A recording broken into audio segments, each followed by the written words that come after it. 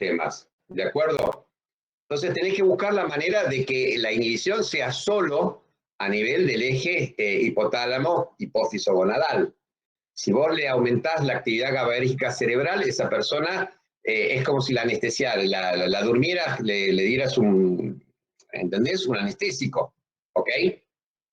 No se puede. Lo que se da es un bloqueante del eje que es, ¿se acuerdan que nosotros dijimos al principio que si uno tenía una actividad de GNRH sostenida, el eje se detenía porque la señal tenía que ser pulsátil?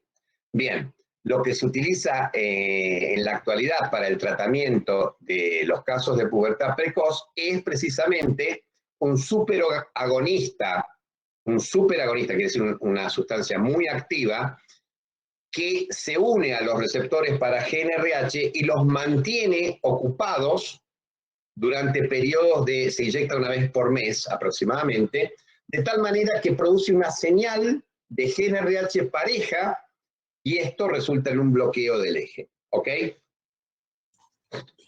Muchas gracias. No, no hay de qué. Bien, la leptina, brinda al hipotálamo información, esto ya lo vimos con la regulación de la ingesta, información sobre la magnitud de nuestros depósitos energéticos en el tejido adiposo. En los roedores, la leptina inhibe la expresión del gen para neuropéptide Y, también facilita, es una hormona que facilita la secreción de gonadotrofinas o de GNRH y de gonadotrofinas, y los niveles de leptina aumentan durante el desarrollo puberal. Por eso se pensó que la leptina podía ser este dador de la señal que pone en marcha los cambios puberales, pero lo que se ve cuando uno sigue los niveles de leptina y de hormonas gonadales, va a ver que el incremento de los niveles de leptina en las mujeres es previo al inicio de la activación del eje, y que en los varones hay también un incremento previo y ese después regresa a valores más bajos en forma de alguna manera independiente. O sea que el aumento del tejido graso es de la producción de leptina por el tejido graso es bastante anterior a la iniciación de la función del eje hipotálamo-hipófiso gonadal. Es necesario que se produzca, o sea, una cosa muy importante, la leptina es un factor permisivo, hay que hacer la diferenciación entre factor permisivo y factor iniciador. Si no hay niveles elevados de leptina, la pubertad se va a retrasar, pero la elevación de los niveles de leptina no es responsable de la puesta en marcha del eje. Acá pasa lo mismo en forma experimental.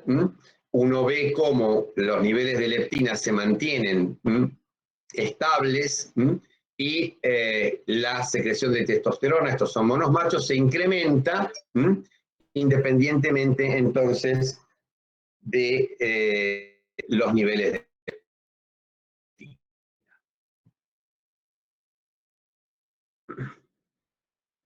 Entonces hay un aumento previo de los niveles de leptina antes de la puesta en marcha del eje, y ese efecto es permisivo. Hay que acordarse entonces que para poder tener una buena función reproductiva es necesario tener una buena masa grasa.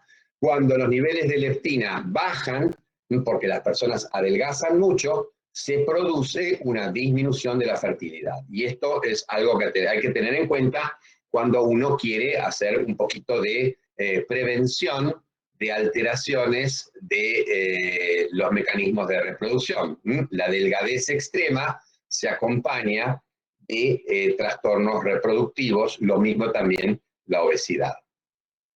Bueno, para ir terminando, les recomiendo, este es un material que está también subido en el campus, les recomiendo que lo lean, se supone que lo tienen que haber leído el año pasado también para la parte de crecimiento, pero es bueno que lo retomen, es el libro que elabora la Sociedad Argentina de Pediatría en relación a los cambios del crecimiento que ocurren a lo largo de la vida del niño, pero con especial interés en lo que está pasando en el periodo puberal. Acá tienen ustedes el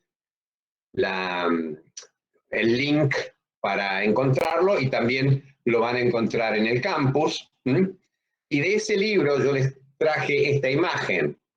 Esta imagen es para que ustedes tengan siempre el concepto de las variaciones interindividuales en los fenómenos cronológicos que caracterizan al desarrollo puberal. ¿Sí? Desarrollo puberal tiene que ver con ¿qué? Con adquirir la función reproductiva. ¿Sí? Es precisamente, se describen los cambios puberales como aquellos cambios que pueden ser también, que pueden ser biológicos, pero también psicológicos, que llevan a una persona a alcanzar la madurez reproductiva. Fíjense ustedes que M2 sería el estadio 2 de Tanner para las mamas, o sea, en este momento M2 telarca.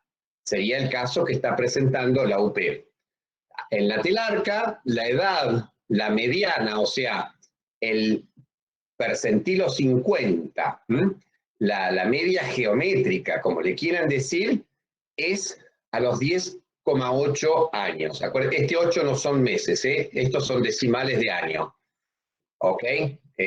O sea que no estaríamos más bien alrededor de los 10 años y algo así como 10 meses.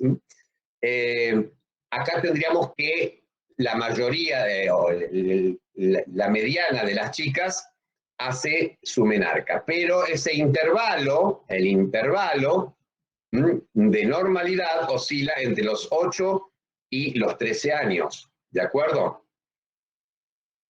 Aproximadamente un año después se va a producir el brote puberal de crecimiento, otro evento muy importante que se traduce por el aumento de la velocidad de crecimiento. Creo que alguien levantó la mano. Julieta. Sí, profe, yo te quería preguntar porque yo he escuchado que chicas que sufren de anorexia, como que se detiene la menstruación, como que eso tiene que ver, ¿con Sí, qué pues, tendría que ver? precisamente es así. Ahí, después cuando hablemos de ciclo menstrual vamos a ver algunos mecanismos que entorpecen la función del generador de pulsos, y dentro de esos mecanismos está la disminución de los niveles de leptina por una pérdida importante de la masa grasa. Después lo vamos a ver cuando hablemos de ciclo, Julieta. Tulio. Hola, profe. Hola. Yo he leído que la disminución de la secreción de melatonina desde la glándula pineal también puede adelantar la pubertad, ¿cierto? Sí, eso es, mira, existen tumores productores de melatonina, pero en realidad estos son, los hombres son bastante poco, el ser humano como especie, perdón, es bastante poco sensible a la melatonina. La melatonina es una hormona que marca ritmos en animales que están de alguna manera expuestos a las variaciones de los niveles de luz en forma natural. Si nosotros modificamos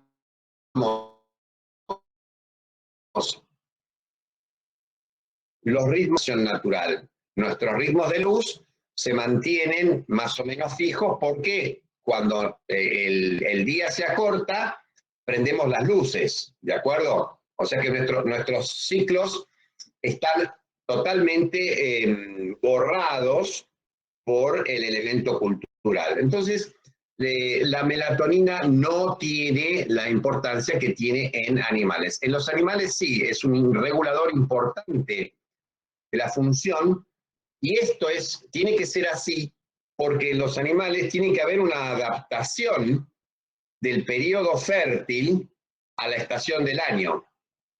¿Sí? Si ustedes recuerdan, qué sé yo, Bambi, no sé si les suena Bambi, una película de un ciervito que crece, le matan a la madre, bien típico Disney, con un garrón, y después, bueno, se transforma en el ídolo de todos.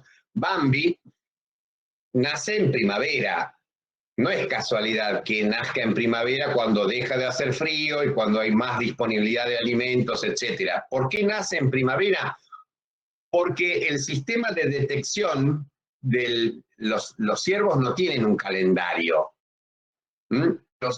Hay una sincronización, y esa sincronización está dada por la duración de las fases de luz-oscuridad y está mediada en el organismo por la melatonina. O sea, los animales sí responden a las variaciones de los niveles de melatonina porque es necesario un control, una adaptación de esa reproducción a las estaciones del año. En el hombre eso se ha perdido.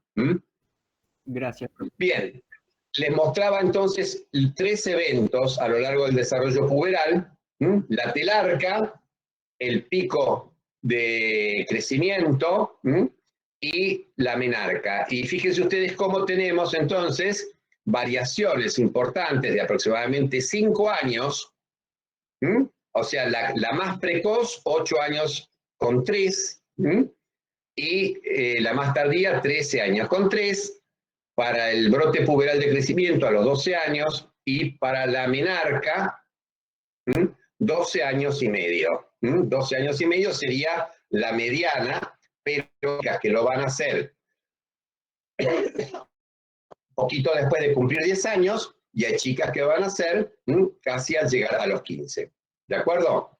Y esto es entonces ya lo último. Vamos a esperar que se generen preguntas. Pongan las preguntas en el foro.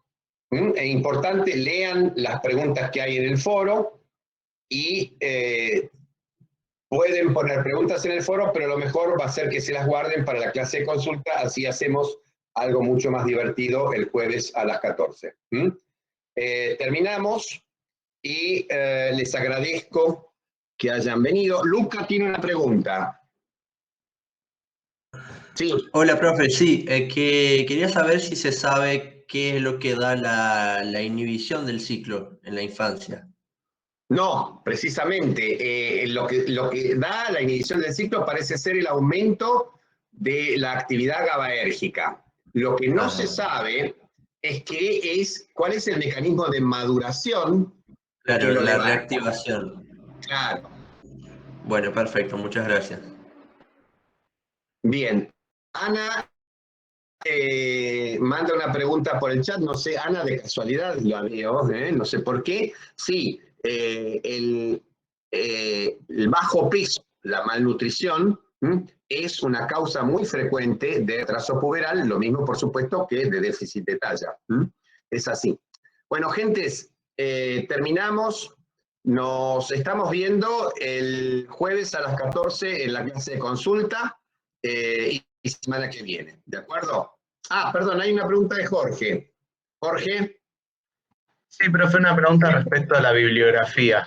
Entonces, la bibliografía más recomendada para abordar el tema es el Besant-Taylor. Yo que te quería preguntar si el Guyton también es bueno o no. No es malo, pero tiene muchas cosas, y muchas cosas están de más, y hay muchas cosas que no están bien. O sea, yo te diría que si querés ahorrar tiempo, buscate el Besant-Taylor o busca el 3Rs.